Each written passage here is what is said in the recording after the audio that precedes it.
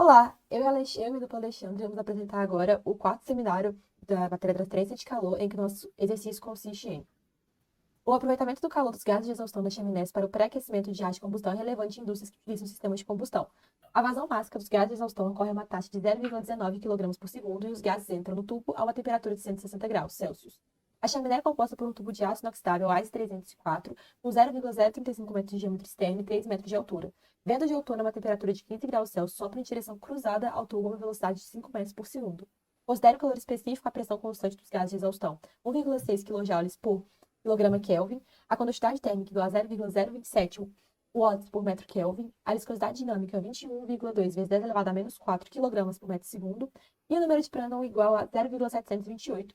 Calcule o coeficiente de transferência de calor médio para os gases de exaustão, escoando no interior do tubo, e além disso, a temperatura de saída dos gases de exaustão. Então, para a resolução, a gente tem o escoamento interno de gases de exaustão sobre um tubo cilíndrico, e o nosso objetivo vai ser encontrar esse coeficiente de transferência de calor médio, escoa dentro do tubo e a temperatura de saída dos gases de exaustão. Algumas considerações foram feitas com a condição de escoamento bidimensional incompressível em regime estacionário, em um tubo com área transversal uniforme. Esse escoamento é totalmente desenvolvido e condições térmicas para o escoamento interno. A resistência térmica da parede foi desprezível. A velocidade do ar ambiente foi calculada de um artigo, assim como os valores do coeficiente dos gases de combustão, as viscosidades, as condições térmicas, se encontram as referências, assim como o número de Prandtl, foi pegando no micropera, e a vazão máxima e a velocidade média são constantes, independentes de x. As propriedades, como já ditas, foram recolhidas de artigos e do livro Micropera, se encontram as referências e estão aqui presentes. E para nossa resolução, então, a gente tem primeiramente nosso volume de controle, onde a gente possui, então, o fluido quente e o fluido frio, em que há tanto a vazão máxima do fluido quente dos gases de exaustão e a vazão máxima dos gases do ar externo, e esse escoamento ocorre de forma cruzada, como já dito. Bem, como não conhecemos a temperatura de saída dos gases de exaustão, a gente deve assumir uma temperatura de filme, né? Dando um chute inicial para essa temperatura, de forma que essa temperatura nos dará as propriedades que serão usadas. Nesse sentido, a gente assumiu sendo 15 graus e encontrou uma temperatura de 87,5 graus Celsius, que equivale a 360,5 Kelvin. Então, coletando as propriedades, né? O CP, o calor específico, a viscosidade, a condutividade térmica e o número de Prandtl, a gente pode proceder com a realização do exercício. Bem, nesse sentido, a gente calcula o Reynolds, que vai nos dizer o regime de escoamento, se ele é laminar ou turbulento, e a partir do número de Reynolds, a gente consegue calcular o núcleo médio. Então, a nossa equação para cálculo do núcleo médio, se tratando de escoamento laminar em um tubo cilíndrico, foi a equação de Gibbs-Boiter, e alocando os valores para o número de Reynolds e para o Prandtl coletado na temperatura de filme, a gente achou que o coeficiente convectivo interno foi de 369,75 watts por metro quadrado vezes Kelvin.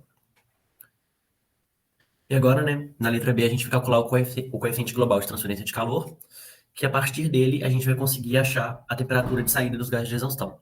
Então, novamente, né, a gente avalia as propriedades, né, na temperatura do ar externo, que a gente assumiu como 15 graus Celsius. Então, a gente vai achar a viscosidade cinemática, a condutividade térmica e o Prandtl. Dessa forma, novamente, a gente calcula o Reynolds, a gente acha o valor de 11.808,3671.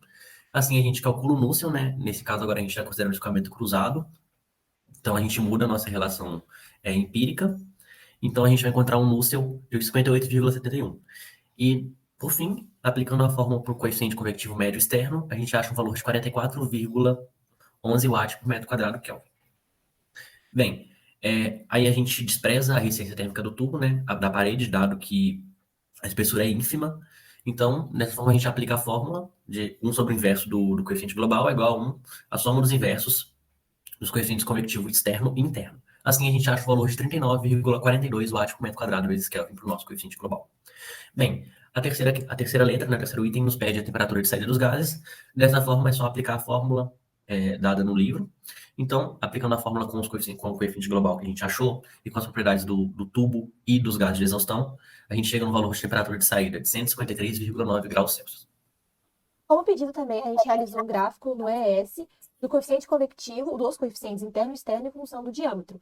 E pode-se perceber, então, que com o aumento do diâmetro, há uma diminuição do coeficiente convectivo interno, e é o que acontece também para o coeficiente convectivo externo, sendo que o interno é referente aos gases de exaustão e o interno é referente aos gases de exaustão e o externo é referente ao ar ambiente, mas para ambos os casos, o aumento do diâmetro resulta em uma diminuição do coeficiente convectivo, como pode ser analisado no gráfico. Então, finalizando nosso exercício, apenas a transferência de calor por convecção, como já dito, foi considerado, uma vez que a espessura da parede é muito pequena. A temperatura de saída ela foi influenciada pela alta vazão dos gases, uma vez que a temperatura final, como pode ser vista, foi muito maior do que a que a gente chutou, né, inicialmente. Então, o chute inicial não foi apropriado. E as correlações empíricas utilizadas foram retiradas do microopera, levando em conta um cilindro e escoamento cruzado. E os métodos, né, empíricos, eles possuem limitações, eles só podem ser aplicados nas condições específicas, mas a gente olhou direitinho essas condições para serem utilizadas, e essas são as nossas referências. Obrigada.